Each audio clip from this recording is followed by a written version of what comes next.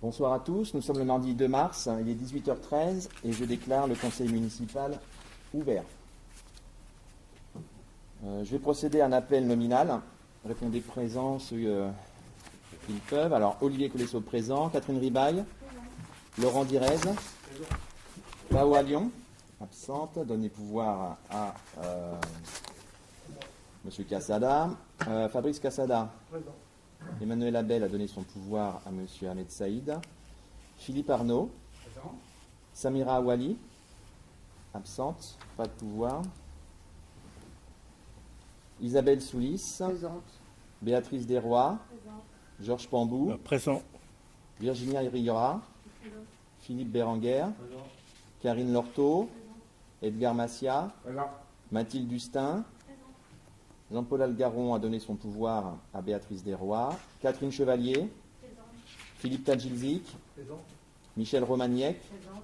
Ahmed Saïd. Présent. Pierrette Munier a donné son pouvoir à Mme Gilliot. Ali Bouchama a donné son pouvoir à M. Ateba. Fabienne Gilliot. Présent. Grégory Ateba. Présent. Gaël Bouvier. Présent. Très bien.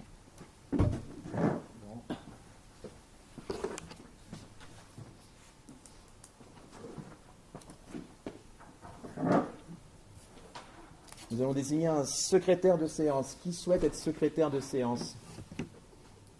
Ah bah bravo, là on passe de...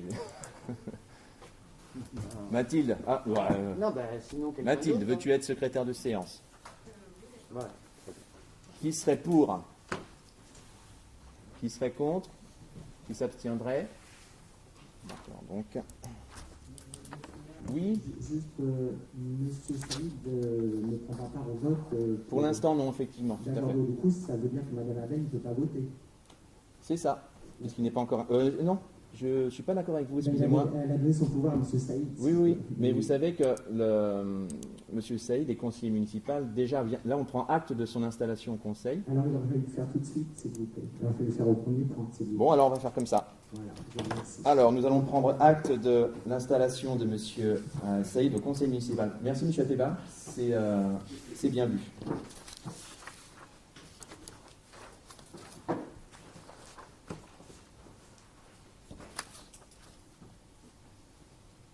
Alors, le poste de conseiller municipal vacant à la suite du décès de M. Christian Jaillet est automatiquement pourvu par le candidat venant immédiatement après le dernier conseiller élu.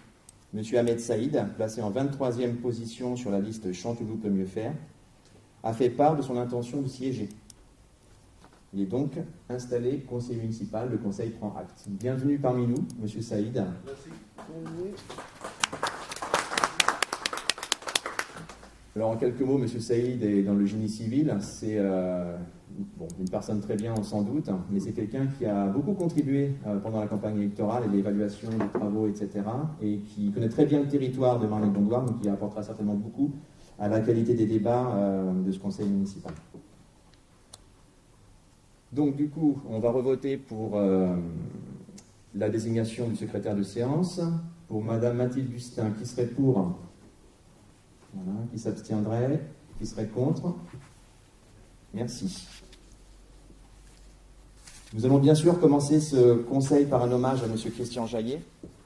Vous m'entendez? Voilà. C'était un pilier de ce conseil depuis des années, dans l'opposition, ensuite en tant que maire adjoint. Jusqu'au bout, on a cru qu'il allait pouvoir reprendre ses fonctions. Son état de santé a été très variable depuis un an. Mais malheureusement, il nous a quittés. Je vais vous lire le petit texte qui sera publié dans le Contouloupi, qui sera publié dans une semaine ou deux. Et à la suite de ce texte, je vous appellerai à respecter une minute de silence. Les nombreuses réalisations architecturales de Christian Jaillet ont façonné l'image de notre ville. Avant-gardiste, il avait pris en compte l'impact sur l'environnement des constructions bien avant la tendance actuelle. Concepteur du premier village autotrophe, que l'on appellerait aujourd'hui zéro carbone, dans les années 1980, et du premier bâtiment public bioclimatique de France pour le commissariat à l'énergie solaire à Sophia Antipolis. Son engagement politique au service de notre commune a démontré qu'il est possible d'être pugnace et résolu tout en gardant une grande classe et un sens de l'humour impeccable. Avec humilité et discrétion, il a consacré une grande partie de sa vie à l'action humanitaire, notamment par la création du Rotary Club de Noisy-le-Grand. Christian laisse beaucoup d'amis derrière lui. Il est maintenant assis, pour l'éternité, à la droite du grand architecte.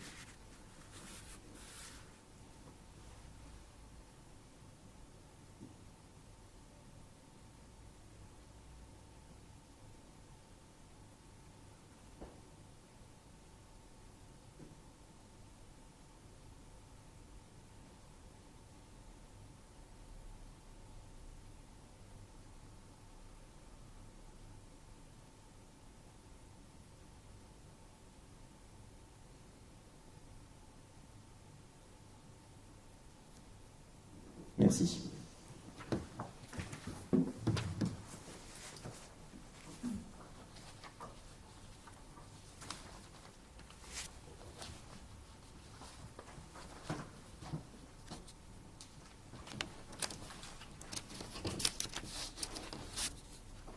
Approbation du PV du conseil municipal du 14 décembre. Vous en avez reçu une copie par email. Alors désolé, vous avez reçu des documents à temps, monsieur Ateba? Oui, suite à ma demande, parce qu'effectivement, je n'avais pas amené mes collègues qui avaient les documents. On avait Enfin, ça, vous les aviez, je pense. Voilà, c'est des libérations. libération. D'accord. Mais le PV de Donc, vous l'avez reçu. reçu. Très bien. Qui est pour l'approbation du PV du conseil municipal? Allez-y. Tout à fait. Oui, Il manque sur le PV des éléments, je vous écoute. notamment concernant la réflexion de Thierry Minier sur l'ADN et la phrase de M. Pandou qui lui répond: je suis d'accord avec vous, Madame Minier, mais nous avons privilégié le budget 2021, la légalité du document. Il y a des choses, mais cette phrase notamment ne figure pas. Alors, si vous le voulez bien, je prends note de cette remarque. Il faudra revisionner parce que c'est la DGS qui a fait le compte-rendu. Si effectivement ces phrases étaient au débat, je les fais passer. Vous pouvez, pour que je gagne du temps, me dire à quel chapitre, à l'ADM, hein, c'est ça? Oui. Ok, ça marche.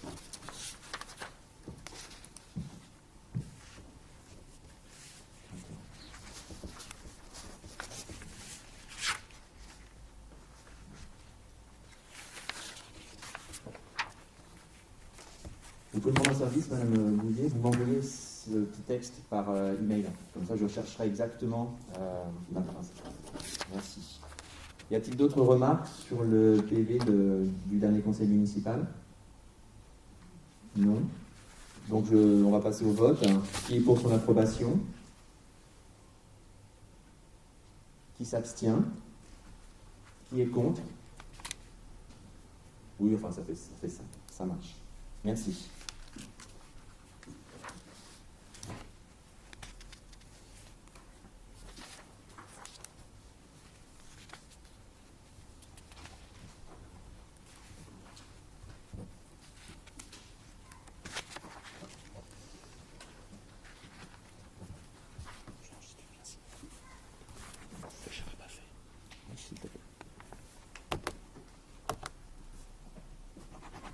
Monsieur le maire, Oui. avant d'entrer dans le sujet de ce conseil, je voulais parler juste faire une petite intervention sur l'absence de nos collègues. Donc, monsieur Ali Bouchama, justement, qui n'a pas été présent pour des raisons professionnelles, voilà, on s'interroge aussi sur le fait de mettre le conseil à 18h. Pour les gens qui travaillent, c'est un peu compliqué, donc je souhaiterais, s'il vous plaît, d'envisager d'autres créneaux horaires pour les présentations des conseils municipaux. Voilà. Ensuite, l'absence de Mme Minier, elle aurait aimé venir ce soir, mais le contexte sanitaire très impactant, notamment en Seine-et-Marne, mais peut-être aussi sur Chanteloup, de ce que j'ai pu comprendre, ne souhaitait pas prendre risque pour sa santé. Voilà. C'est pour ça qu'elle s'excuse de son absence. Madame Minier est bien entendu tout excusée. Bon, je lui ai répondu, vous prendrez connaissance de la réponse et que vous me direz si ce que je lui propose lui convient. Pour l'heure du conseil municipal, alors effectivement, il y a beaucoup de conseils syndicaux qui se tiennent à cette heure-ci. Le CIAM, le CIFREM, c'est en gros ces heures-là. Donc, je me suis calé un petit peu là-dessus aussi en fonction de mon emploi du temps, il faut le dire. En revanche, c'est vrai qu'il faut essayer de trouver un créneau. C'est pas évident de trouver un créneau qui arrange 27 personnes, on est bien d'accord.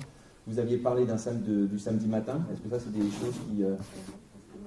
Voilà, oui, donc bon, je Ce que je vous propose, c'est qu'on ouvre le débat, d'accord? On va échanger par email. Alors, on aura quand même une série de conseils municipaux qui vont s'enchaîner. Hein, on va avoir le conseil pour les budgets dans un mois. On aura ensuite un gros conseil sur les questions d'urbanisme.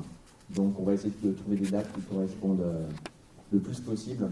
Après, c'est aussi faire que la parole de l'opposition qui s'est entendue. Vous êtes 27, 22, pardon, nous sommes 5, forcément, Madame Gilliot, Madame Bouvier, moi-même, Monsieur Bouchama, nous ne sommes pas à la retraite, on souhaiterait l'être, mais nous ne sommes pas, et donc forcément, les heures de travail ne nous permettent pas d'être pilotés.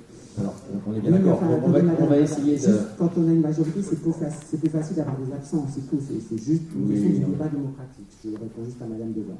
Effectivement, chacun fait les efforts qu'il peut pour assister aux instances, c'est normal. De notre côté, vous avez mon engagement, on essaiera de trouver des créneaux qui arrangent tout le monde. Je ne peux pas vous garantir de trouver un créneau qui convient à tout le monde, mais en tout cas, on fera le maximum. D'accord? Vous avez ma parole là-dessus. On essaiera d'avoir une discussion un peu informelle, décrispée entre nous pour trouver des créneaux qui fonctionnent, si ça vous convient. Il y a la feuille pour le PV du dernier conseil qui tourne, hein, donc je vous invite à la signer. Pendant ce temps-là, on va avancer dans l'ordre du jour. Élection au poste de premier et 5e adjoint. Le décès de M. Christian Jaillet, survenu le 27 janvier 2021, et la démission de son poste de 5e adjoint, signifié par M. Georges Pambou le 12 février 2012 à M. le préfet de Seine-et-Marne, qu'il a accepté, laisse vacants les postes de premier et 5e adjoint, qui doivent être pourvus. Les adjoints doivent être choisis parmi les conseillers de même sexe que ceux auxquels ils sont appelés à succéder.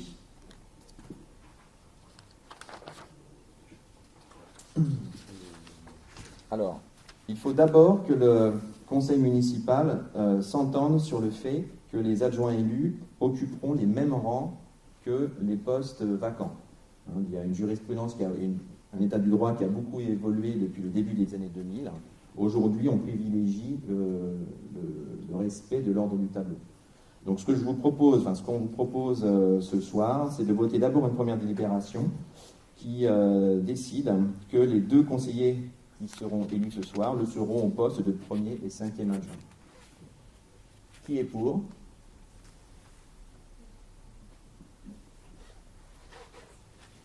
Qui s'abstiendrait? Qui est contre? Merci.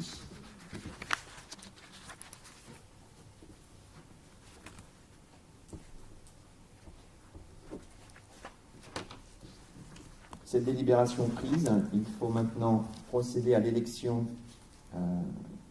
des adjoints. Alors les adjoints sont toujours élus par liste, même s'il n'y avait qu'un seul poste, c'est malgré tout un scrutin de liste. C'était un scrutin de liste uninominal.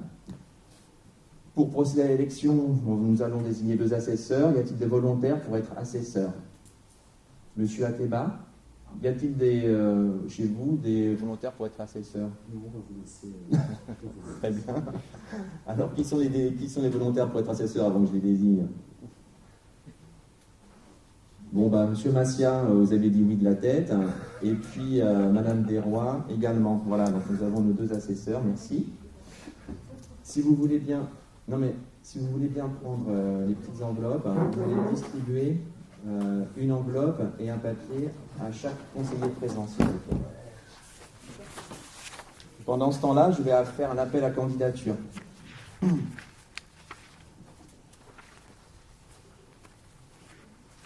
La liste que la majorité propose s'appellera liste A. Et l'on propose sur cette liste A au poste de premier adjoint en charge des finances, M. Georges Pambou. Et au poste de 5e adjoint en charge de l'urbanisme, M. Laurent Direz. Monsieur Ateba, souhaitez-vous proposer une liste? Alors, c'est pas M. Ateba, c'est la liste. Oui, bien sûr, mais comme vous avez le micro, nous ne je... proposons aucun candidat. Très bien, donc il y aura une liste unique. Donc je vous invite, si vous soutenez la liste A, à inscrire sur le papier liste A, puis déposer le bulletin dans votre enveloppe.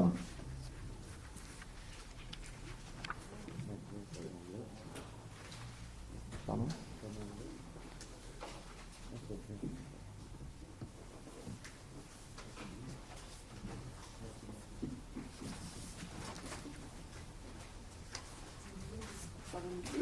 Oui, bien sûr. Par contre, étant donné que nous avons des pouvoirs, Oui. serait-il possible que nous votions pour nos pouvoirs? Bien sûr, oui, tout à fait. Oui, il y a Monsieur un le Premier pouvoir adjoint. à Monsieur Ateba et un pouvoir à Madame Gillot.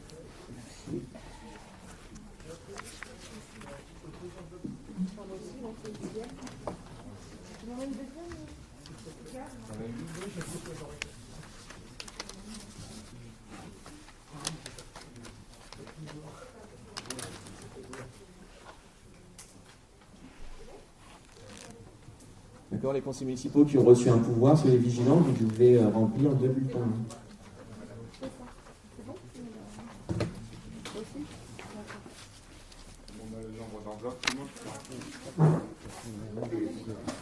C'est pas 12 février 2012, c'est 21.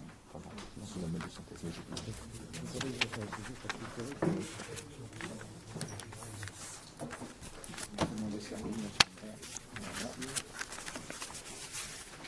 Restez là, genre.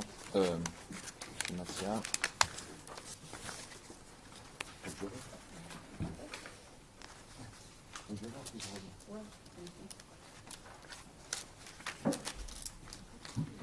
Bon, plutôt que de faire le tour des tables avec une urne qui est assez volumineuse, ce que je propose, c'est d'appeler les conseillers municipaux. Et vous déposerez dans l'urne votre bulletin et celui du conseiller pour de qui vous tenez un pouvoir.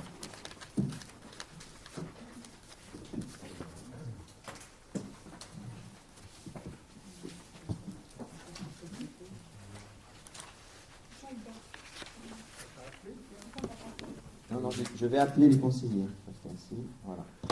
Donc, M. Colesso, avec pouvoir pour M. Bouvet.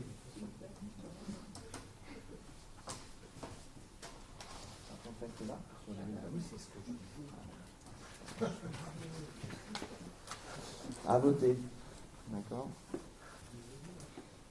Est-ce qu'il faut une arme? Non. Alors, Catherine Ribaille.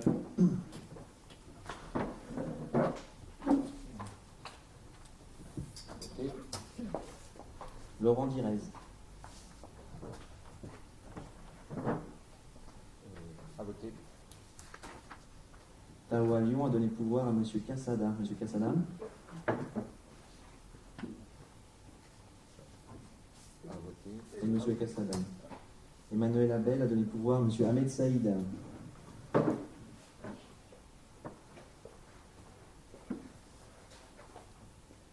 Et du coup, je vais appeler Ahmed Saïd. À voter aussi. Philippe Arnaud. À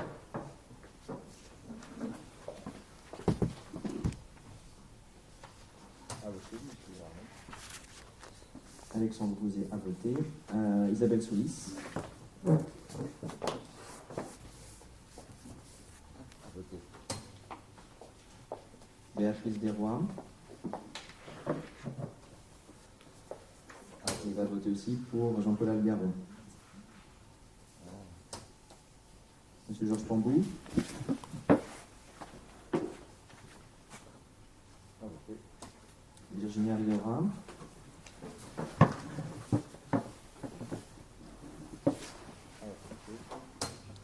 Monsieur Philippe Berenguer.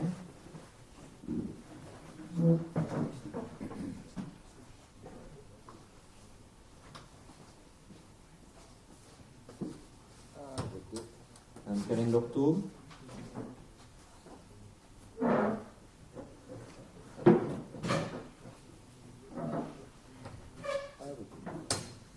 Monsieur Massia, vous pouvez voter. À voter. Mathilde Bustin.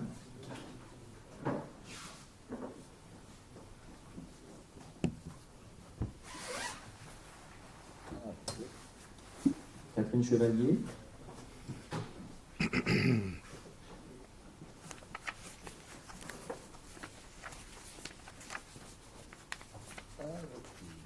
Monsieur Philippe Kajouzi.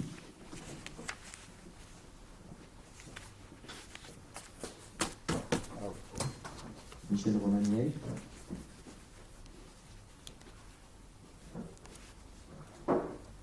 À voter. Madame Gillot, si vous voulez bien voter pour Madame Migny et vous-même.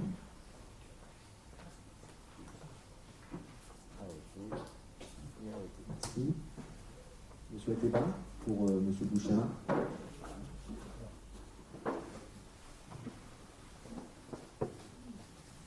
Et pour vous-même. Merci. Et Mme Villiers.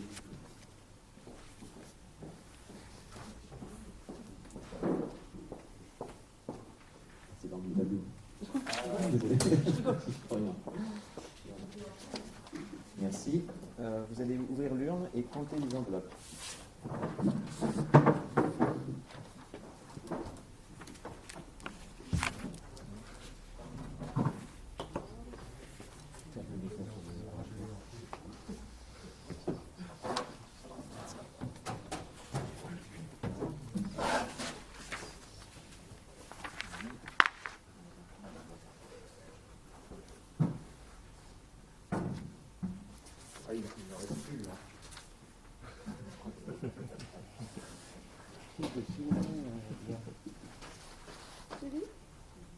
Ça va vite qu'on avance parce que c'est pas le sujet le plus important.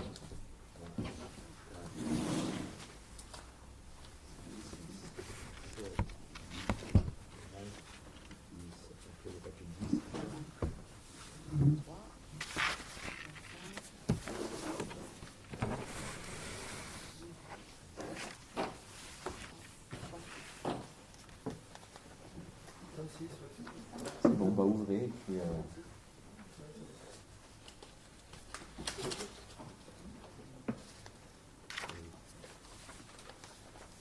Liste A. 26. Liste A. Liste A.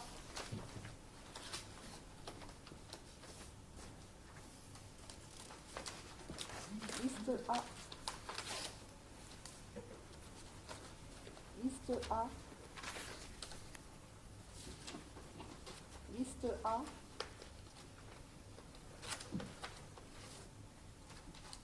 Liste A.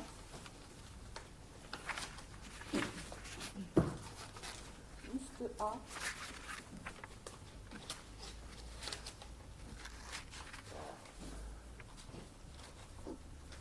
Liste A.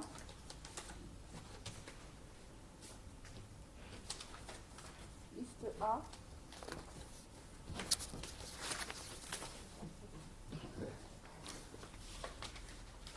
Liste A.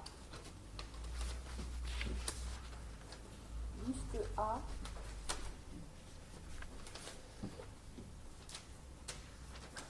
Liste A.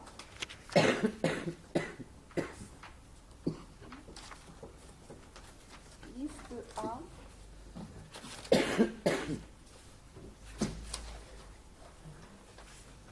Blanc.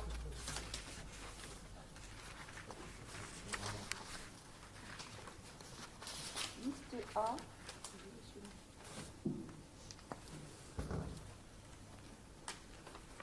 Liste A. Liste A. Liste A.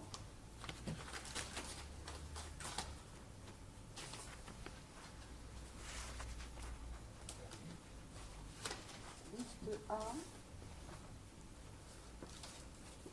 Blanc.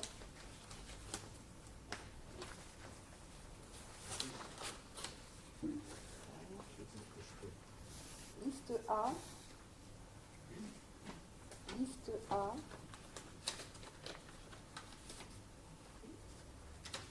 Blanc. Blanc.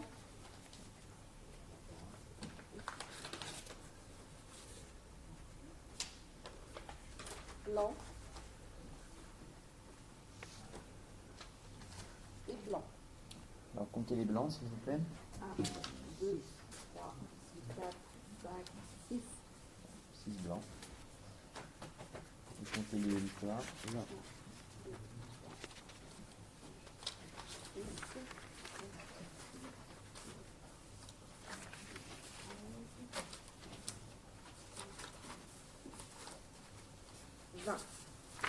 On arrive bien à 26. Donc la liste A à la majorité. Les adjoints au maire sont immédiatement installés. Donc félicitations à messieurs Pambou et Direz.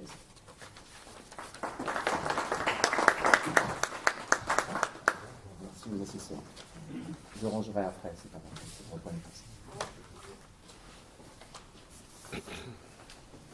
On n'en a pas complètement fini avec les élections. Il faut que nous désignions, il faut que le conseil municipal désigne des représentants au CIRCEF. Alors, qu'est-ce que le CIRCEF? Il s'agit du syndicat intercommunal de ramassage scolaire des environs de Ferrières-en-Brie. Alors, c'est une dénomination qui peut nous paraître un petit peu obscure, mais il faut savoir que Chanteloup-en-Brie en est membre. C'est un syndicat qui, apparemment, n'a plus de vocation à exister, mais pour pouvoir être dissous, il faut que l'ensemble des communes membres ait désigné leurs représentants pour ensuite procéder à la liquidation du syndicat. Nous allons donc proposer des représentants pour la commune. Alors, il n'y a pas d'enjeu, hein. C'est surtout formel. Donc, moi, je propose nous proposons comme représentants délégués M. Direz et M. Colesso, et comme suppléants M. Cassada et Mme Lorto. Qui serait pour? Qui s'abstiendrait? Je vous donne la parole tout de suite. Qui serait contre? Merci. Il y a juste à relever, vous avez quand même mis dans la délibération au conseil municipal à l'unanimité. Oui, alors non, ça c'est des projets de délibération, on est d'accord. Donc ça c'est pas du tout des choses que l'on. Donc ce sera bien entendu pour tout le monde que c'est forcément pas l'unanimité. D'accord, donc ça c'est une démarche pédagogique que vous faites. Alors effectivement, quand vous recevez dans votre dossier du conseil municipal des projets de délibération, on essaye de les faire les plus ressemblants possible de la délibération finale, comme ça permet de voir où l'on va. Ça n'en reste pas moins des brouillons, c'est-à-dire que ce qui est dedans ne vous engage pas. Ce qui importe, c'est le sens que l'on donne à ces délibérations en conseil municipal. Voilà. Merci. Ensuite, alors encore une fois, encore une élection à conduire. Eh bien, le décès de M. Jaillet a aussi laissé vacant un poste à la commission urbanisme qu'il faut combler. Alors, les postes à la commission urbanisme sont répartis à la proportionnelle, vous vous souvenez, entre la liste majoritaire et ceux d'opposition. Donc, comme c'est un membre de la liste majoritaire qui est à remplacer, c'est en notre sein, en sein de majorité, qu'il faut désigner un membre. Monsieur Ahmed Saïd s'est proposé, c'est un choix que je soutiens. Donc, nous allons voter. Qui serait pour que monsieur Ahmed Saïd rejoigne la commission urbanisme? Qui s'abstiendrait? Qui serait contre? Donc, 5 contre. On va vous faire part de pourquoi nous votons. Oui, s'il vous plaît. C'est au vu de la profession de M. Saïd, qui a des liens, qui travaille, apparemment, c'est ce que nous avions vu dans sa profession de foi lors de la campagne électorale, en est avec les panards, d'appuyer son territoire. Donc voilà, c'est pour ce principal, le principe de ne pas mélanger les genres. Voilà. Alors, c'est un choix de type d'opposition. Bon, ça marche. Ça reste votre choix, hein, parce qu'il n'y a pas du tout de problème d'incompatibilité professionnelle. Hein. Le CGCT que vous aimez invoquer régulièrement fait une liste limitative des professions qui sont interdites, et celle-ci n'en fait pas partie. Il ne s'agit de toute façon que de postes à caractère financier. Et nous prenons acte de votre proposition à la nomination de M. Saïd. Nous avançons. Donc nous avons fini pour les désignations. Information sur les décisions du maire. Alors au conseil municipal précédent, les élus de l'opposition nous avaient demandé de rajouter des montants qui étaient en jeu, c'était une bonne remarque, donc ça a été fait cette fois-ci, j'espère que vous avez pris bonne note. Alors je ne vois rien. Je vais me rapprocher de la lumière. Si vous voulez bien, pour qu'on avance, je vais juste lire les différents objets. On va s'abstenir de donner les noms, le numéro des décisions. Contrat groupe convention de gestion 2021-2024. Pour un montant de pour un montant annuel de 27 € par agent. Ah, c'est trop. Alors le DM, donc ça c'est une décision modificative budgétaire, mais qui n'a pas été prise en conseil municipal, mais prise via décision, puisque ça, c'était sur Monsieur Pambou, je parle sur votre contrôle, Oui, c'était oui. sur la ligne dépenses imprévues. Voilà, c'est ça. Donc voilà, ça ne nécessite pas une délibération du conseil municipal. Don de protection médicale, alors ça c'est encore une association caritative qui a donné à la commune des surblouses jetables.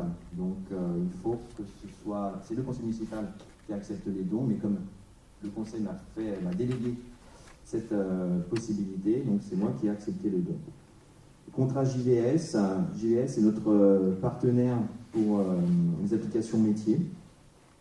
Contrat JVS maintenance serveur, pareil, donc là c'est sur la partie matériel. Régularisation, frais de scolarité en classe Ulysse sur la commune de Nîmes-sur-Marne pour l'année scolaire 2019-2020. Donc les classes Ulysse, vous savez, sont des classes spécialisées pour les enfants, adaptées à un profil d'enfant particulier, et la commune finance la scolarité des enfants qu'elle y envoie. Contrat de maintenance, climatisation, climat de système. Alors notez que ce contrat n'a pas été signé. Donc cette décision en fait est à retirer de la liste.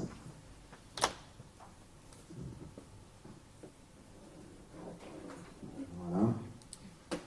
Contrat de maintenance des systèmes de sécurité incendie. Mise à jour des conditions tarifaires de la convention d'adhésion au SIMT. Contrat millésime web. Alors millésime web, le JVS, c'est encore l'application métier pour la comptabilité, etc. Avenant au contrat de maintenance Arpège, pardon. L'Arpège, c'est le logiciel du portail famille. Don de surblouse à la CPTS de l'AMI, donc inversement, j'ai reçu au nom de la commune un don de blouse, et en retour, comme ces blouses sont inutiles pour la commune, je les ai données à la communauté professionnelle territoriale de santé de l'Agny-sur-Marne. Contrat multi-utilisateur Simco, gestion financière, donc là c'est un logiciel de gestion et de prévision budgétaire. Contrat multirisque Groupama Villassure, donc c'est le gros contrat qui protège la commune dans le cadre de la responsabilité civile essentiellement, mais pas que, l'assurance des bâtiments. Donc il y a eu un toilettage qui a été fait de ce contrat, qui est un contrat antérieur. Et le montant de 27 000, c'est 1 800 de moins que la somme que l'on payait jusqu'à présent. Mais c'est surtout, outre l'économie, qui est modeste, le contrat maintenant est bien calibré, c'est-à-dire qu'il couvre bien l'ensemble des bâtiments, etc. Donc on est sur une meilleure base, en fait, de la prise en compte de risque. Ensuite, il y a des décisions qui sont relatives à l'urbanisme, donc des décisions de non-préemption urbaine. Alors, je donnais les références cadastrales et les montants. Les petits montants, en général, ce sont les stationnements, et les gros montants, des logements. Nous n'avons pas le lieu de ces cadastres. Enfin, c'est la référence cadastrale, vous pouvez le trouver sur nous. Donc, alors, pour la prochaine fois, quand vous voulez l'adresse. Qu'on sache pour se situer. Oui. D'accord, moi, si vous voulez, donc je note pour la prochaine fois l'adresse. Voilà. On a deux petites interrogations. Oui, allez-y. Sur Jean-Marc sur l'ADM. Le montant de l'ADM, exactement, si vous connaissez ces tabous. Alors, monsieur Pambou, avez-vous en tête le montant de l'ADM? Non, j'ai plus du tout les données, mais on vous les communiquera si vous le souhaitez. Ce serait parce que comme en plus c'est pas voté en conseil municipal, comme vient de dire le seul maire, c'est qu'on sache quel est le montant de CPM, c'est important. Oui, je suis d'accord. C'est ma faute, hein, j'aurais dû la mettre parce qu'elle ne figure pas en fait sur la ligne. Et ensuite, on s'interroge sur les 1412, donc du coup, vous avez reçu un don de 12, Oui. que ensuite vous avez redispatché à la nuit. Oui, au CPTS. Voilà. Mais alors, soit, mais le CPS reçoit quand même une subvention de 143 000 € par trimestre par l'ARS, donc peut-être que ces 12 auraient été donnés à, je sais pas, des personnes médiques autres dans le secteur. Je sais Alors, pas, la CPTS, vous voyez ce que c'est la CPTS? En fait, il y a des infirmiers qui en sont membres, des généralistes, donc c'est la CPTS qui va faire cette distribution. Après voilà. sur le territoire. Oui, parce qu'en fait, c'est vrai que c'est quelque chose que j'avais fait pendant le premier confinement, de faire le tour des professionnels de santé, mais c'est quand même très chronophage, et puis on ne sait pas vraiment identifier les besoins, voilà. Donc la CPTS, ils sont dedans tout le temps. Donc effectivement, je suis d'accord avec vous, ils ne sont pas dans le besoin, mais ça permet de distribuer aux bonnes personnes, en fait, sans trop se poser de questions. D'accord, merci. Donc là, sur cette opération, on a vraiment juste servi de boîte aux lettres. On a pas eu de... Ok, voilà. Et d'autres petites questions. Est-ce qu'on peut juste nous donner le nombre d'élèves en classe Ulysse, s'il vous plaît, si vous savez? Waouh, Chantier. on n'en a pas Je beaucoup. crois qu'il y en avait 2 en Oui, 2019. ouais, me 2 ou semble-t-il. 3. Alors je ne sais pas si M. Cassada a une vision là-dessus. Parce qu'effectivement, on signe les conventions à chaque fois. Donc là, on en a une. Il faudrait voir dans les conseils Il y en avait municipaux. 2 en 2019. Voilà. En fait, là, de mémoire, parce que les signes et conventions, c'est ça. Si c'est pas 2, c'est 3, mais pas beaucoup plus. C'est une information qui vous intéresse, que vous voulez que je vous communique après ou... C'est bien qu'on sache que le nombre d'enfants est important pour ces conférences. Encore une fois, il faut savoir que la ville, justement, elle permet aux enfants Ulysse de pouvoir bénéficier Bien d'un sûr. encadrement dans une école spécialisée, ce qui est très bien. Et comme on n'a pas les moyens de faire un champlot, voilà, on donne une subvention, enfin on paye cette participation qui est tout à fait normale, et qu'on sache à peu près ce que ça vaut par élève. C'est important aussi de savoir le nombre d'élèves. Parce Tout à que fait. si c'est Et encore un une élève fois- à 800, je pense qu'on n'est pas dans la même, Oui, oui. dans la même démarche. Et encore une fois, comme à chaque fois ça se passe par une convention, il y a une décision du maire qui est dans les conseils municipaux. Normalement, si on reprend les anciens PV de conseils municipaux, on est capable de faire le calcul, mais si ça vous arrange, je pourrais demander à compiler tout ça, je vous enverrai un petit email.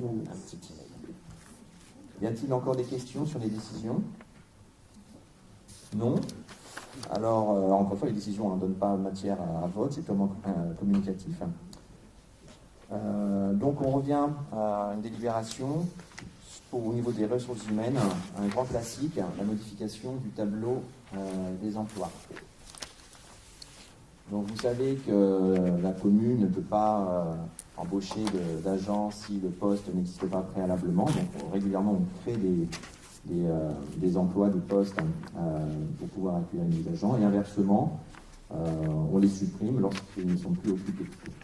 Donc dans ce cadre-là, le tableau des emplois doit être modifié de 2 manières.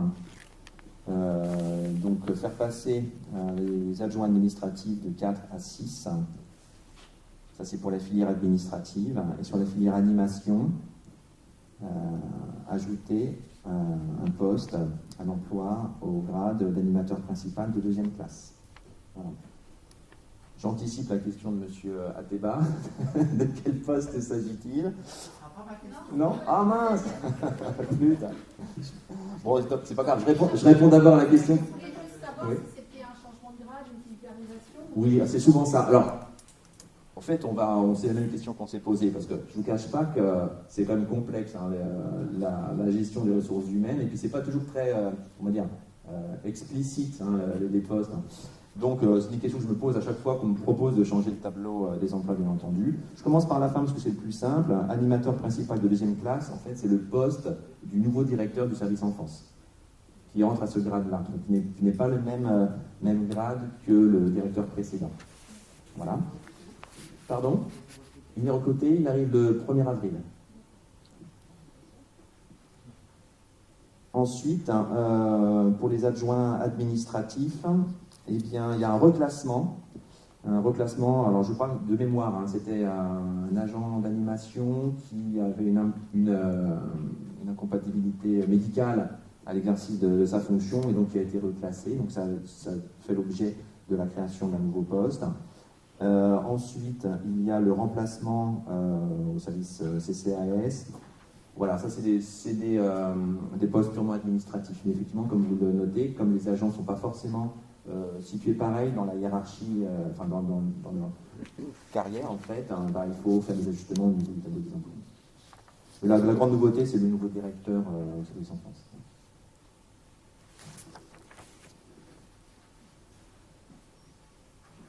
Donc il faut mettre au vote la modification du tableau des emplois. Qui est pour? Qui serait contre? Qui s'abstiendrait? Merci.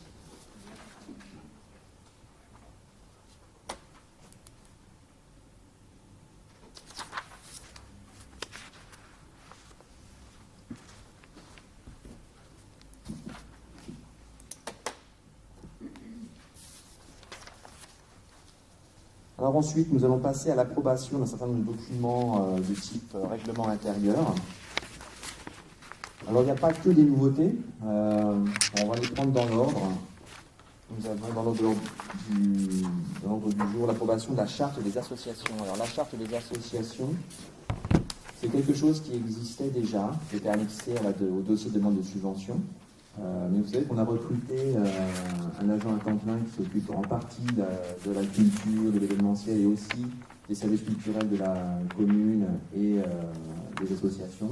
C'est quelqu'un de très qualifié, qui nous vient de Marly-Gondoire, qui a une longue expérience, qui a voulu, en arrivant, toiletter un petit peu les documents que nous avions. Donc si vous l'avez lu, vous voyez qu'il n'y a pas vraiment c'est pas la révolution par rapport à ce qui existait précédemment, mais en revanche, ça a l'intérêt d'être en ligne avec les derniers documents en fait types qui sont mis à disposition par l'État. Voilà. Alors il y aura sûrement un travail de relecture à faire parce que je vais noter quelques fautes d'orthographe, mais dans l'ensemble c'est les documents que vous avez sous les yeux. Vous avez eu le temps de le consulter chez vous, j'imagine. On peut le mettre au vote ou vous avez des remarques à faire? Vous êtes souvent en parole après non, en fait, la charte, elle est bien. Oui, elle est, dans l'esprit, elle est très proche de celle qui existait déjà. C'est un peu non, après, effectivement, il faut des petites corrections face à la main, c'est pas grave. Et puis, non, après la mise en œuvre. Je vous propose de mettre donc cette charte de la vie associative au vote. Qui serait pour? Qui s'abstiendrait? Qui serait contre? Merci.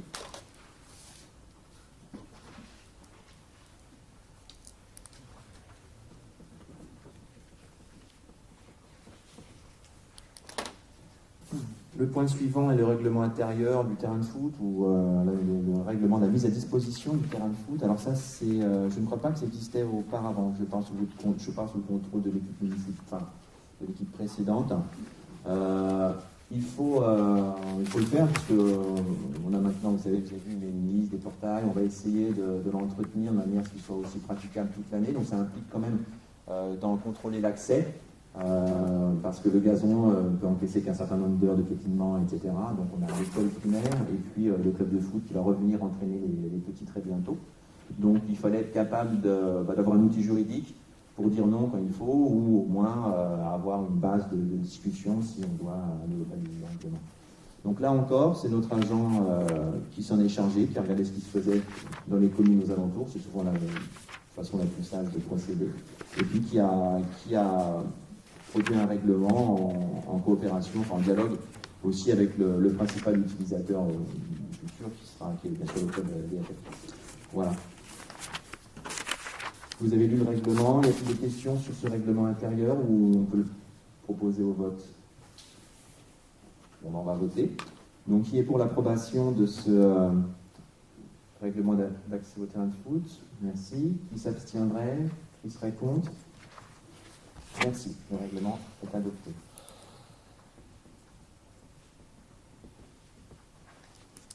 Dans le même esprit, un règlement intérieur pour l'accès aux services culturels. Alors vous savez que la commune assure certains services culturels en direct, c'est-à-dire l'emploi des professeurs, donc on pense à la poterie, au théâtre, à l'aquarelle, voilà. Donc ce règlement intérieur a pour objet de définir les règles du jeu entre la commune et puis les utilisateurs, les usagers de ces services. Voilà. Y a-t-il des remarques? Non. Alors on va passer au vote. Qui est pour l'approbation de ce règlement intérieur des activités culturelles communales? Oui. Qui s'abstiendrait? Qui serait contre? Merci. Reste à aborder le point des questions orales. Alors nous avons reçu de l'opposition 3 questions que je vais vous lire et y répondre à la foulée. Question 1. Au dernier conseil municipal, la majorité a voté l'annulation de la délibération 2019-1048 arrêtant le nouveau PLU. La raison évoquée est celle, je cite, d'apporter des modifications souhaitées. Nous voulons savoir quelles sont les zones concernées, quelles sont ces modifications et leurs motifs. Alors, je ne vais pas rentrer dans le détail des modifications et des zones aujourd'hui, parce que ce n'est pas l'objet de ce conseil municipal, et que d'ailleurs la réflexion n'est pas complètement terminée. Lorsqu'on aura clos cette séquence budgétaire, donc avec le prochain conseil municipal, nous ouvrirons une séquence urbanisme qui sera très riche, qui consistera dans un premier temps à rediscuter du PADD, qui est le document en fait général qui fixe les orientations du PLU. Mais ce que je peux déjà dire, hein, parce qu'il faut répondre à votre question, c'est une nécessité démocratique, c'est que ce qui sous-tend principalement la modification du projet de PLU tel que l'équipe précédente l'avait imaginé, c'est de sanctuariser des zones agricoles, d'arriver à zéro artificialisation nette et de favoriser la biodiversité. Donc dans cette optique, alors en fait pratiquement toutes les zones sont touchées. Si vous regarderez chez vous le projet de modification de PLU tel qu'il avait été proposé en décembre 2019, beaucoup de changements au niveau des zones AUX et AUZ, c'est-à-dire qu'en gros, nous voulons sanctuariser une partie des terres qui sont devant la cueillette. L'ensemble de cette bande de terre avait vocation à être urbanisée. Ce ne sera pas le cas avec notre nouveau PLU. Donc ça, c'est un point important que je peux déjà annoncer ici. Et ça c'est très important parce que ça va non seulement être un geste fort en matière de la non-artificialisation des sols, mais ça va aussi avoir un impact très important sur le paysage de notre commune. Hein, la façon dont on entre et on sort de Chanteloup et l'effet que ça fait sur les visiteurs. Il y avait aussi dans le projet précédent la volonté de sortir d'une zone naturelle pour en faire une zone constructible. Ça ne se fera pas. Cette zone restera en zone naturelle. Voilà. Et puis, il y a des zones AP qu'on passera en zone A, dans le cadre aussi du cœur agro-urbain qui est sur une partie du territoire de Chanteloup. Monsieur Direz a l'idée, peut-être folle, mais quand on y pense, pourquoi pas, parce que ça se fait ailleurs, d'inclure dans notre PLU un coefficient de biodiversité. Et si on y arrive, techniquement, ça c'est quelque chose qui potentiellement peut toucher toutes les zones à urbaniser et urbaniser. Donc, voilà. Donc ça fera l'objet d'une présentation détaillée au conseil municipal N+2. Voilà. Et puis de toute façon, d'une série, parce qu'on va avoir une grosse commission urbanisme avant. J'espère que, d'ailleurs, vous pouvez. Il n'y a pas que les membres de la commission urbanisme qui pourront participer. On essaiera d'en faire une belle avec peut-être aussi une présentation des PAMAM. Comme ça, on pourra avancer vite sur ce projet en transparence. Donc, plus d'informations dans les prochains conseils municipaux. La deuxième question que nous avons reçue, nous souhaiterions connaître la gestion et l'organisation par la commune au sein des écoles et les accueils de loisirs pour la mise en place des mesures et directives du ministère de l'Éducation et du ministère de la Jeunesse pour permettre à nos agents de travailler sereinement dans le contexte Covid et variants plus qu'anxiogènes, tant pour les familles, les enseignants, nos agents et surtout les enfants. Les tests salivaires sont-ils en place au 1er mars 2021 à la rentrée des vacances? Monsieur Cassada, êtes-vous capable de répondre à cette question? Oui, alors déjà, pour tout ce qui doit se produire dans l'école, nous n'avons aucune intervention, aucun pouvoir d'intervention. Donc aujourd'hui, il n'y a pas eu de test salivaire fait dans aucune des deux écoles à Chanteloup. Les directrices sont encore en attente de directives du ministère et de moyens aussi bien physiques que matériels pour pouvoir mener à bien ces tests. Ensuite, par rapport à nos agents municipaux, on reçoit régulièrement les protocoles des DCS avec les modifications qui vont avec et on l'applique du mieux possible en fonction des moyens qu'on a. Typiquement, on a eu il n'y a pas très longtemps un enfant qui a été déclaré positif Covid. L'ARS nous a demandé de signaler. On a fait a priori très correctement le sujet parce que nous avons été avertis simplement que les enfants qui ont mangé à la même table que cet enfant, donc ça a dû impliquer 5 enfants supplémentaires, 5 petits camarades supplémentaires, dont a priori aucun n'a été positif par la suite. Alors, et je n'ai pas aujourd'hui de retour, par rapport de retour des agents, comme quoi ils se sentent comme quoi ils se sentent mal sur leur lieu de travail aujourd'hui en tout cas. La question que je ne sens pas là. Non, vous avez On parlé donne un climat anxiogène. Voilà. Je n'ai pas ce retour de la part des La Allemands. fin était surtout pour les enfants. Ah bah d'accord, mais j'avais éludé le côté enfant parce que typiquement les enfants n'expriment pas de problème, ils se sont très bien adaptés au port du masque et aux habitudes de distanciation. Ils ont, enfin, pour moi, il n'y a vraiment pas de sujet. Et pour en avoir interrogé aussi bien les parents, les associations de parents d'élèves que les enseignants, il n'y a pas de sujet enfant, en tout cas pas aujourd'hui en tout cas.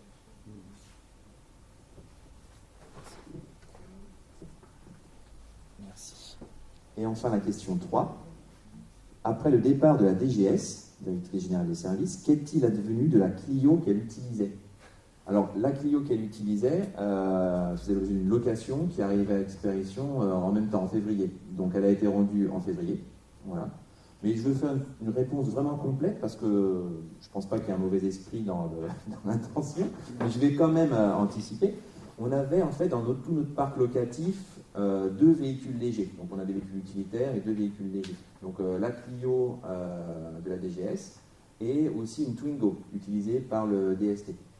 Ce qui a été fait, c'est que nous avons repris une location pour une Clio, donc pas celle de la DGS, et on a rendu la Twingo et pour le même contrat, pour le même montage financier, on a un véhicule, un camion avec une benne qui descend. Donc pour à peu près, donc en gros pour 50 € de plus, on passe de 2 véhicules légers à un véhicule léger plus un véhicule utilitaire.